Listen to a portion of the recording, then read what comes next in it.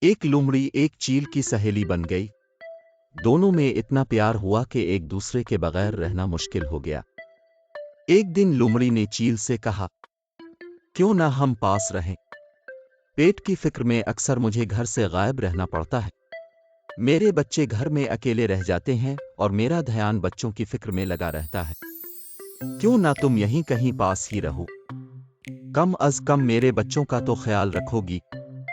چیل نے لومڑی کی بات سے اتفاق کیا اور آخرکار کوشش کر کے رہائش کے لیے ایک پرانا درخت تلاش کیا جس کا تنا اندر سے کھوکھلا تھا۔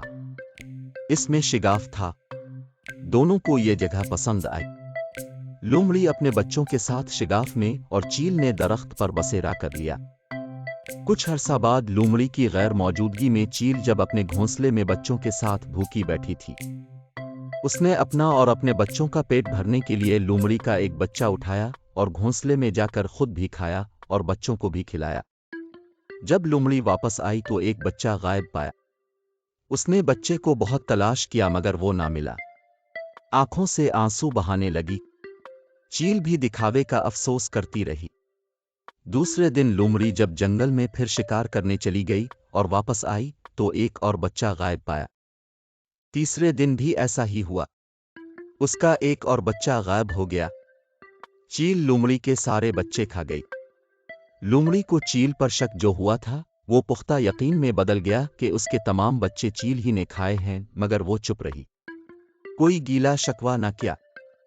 ہر وقت روتی رہتی اور خدا سے فریاد کرتی رہتی کہ اے خدا، مجھے اوڑھنے کی طاقت عطا فرماتا کہ میں اپنی دوست نما دشمن چیل سے اپنا انتقام لے سکوں۔ خدا نے لومڑی کی التجا سن لی اور چیل پر اپنا قہر نازل کیا۔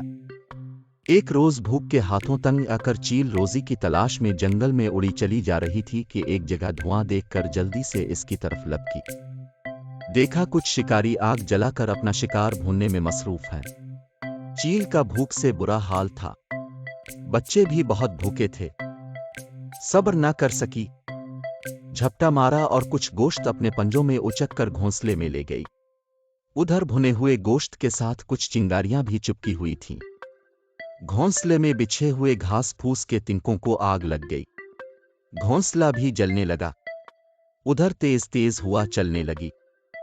گھونسلے کی آگ نے اتنی فرصت ہی نہ دی کہ چیل اپنا اور اپنے بچوں کا بچاؤ کر سکے۔ وہیں تڑپ تڑپ کر نیچے گرنے لگے۔ لومڑی نے جھٹ اپنا بدلہ لے لیا اور انہیں چبا چبا کر کھا گئی۔ نتیجہ، جو کسی کے لیے کنواں کھودتا ہے خود بھی اسی میں جا گرتا ہے۔ اس لیے سیانوں نے کہا ہے کہ برائی کرنے سے پہلے سوچ لے، کہیں بعد میں پچھتانا نہ پڑے۔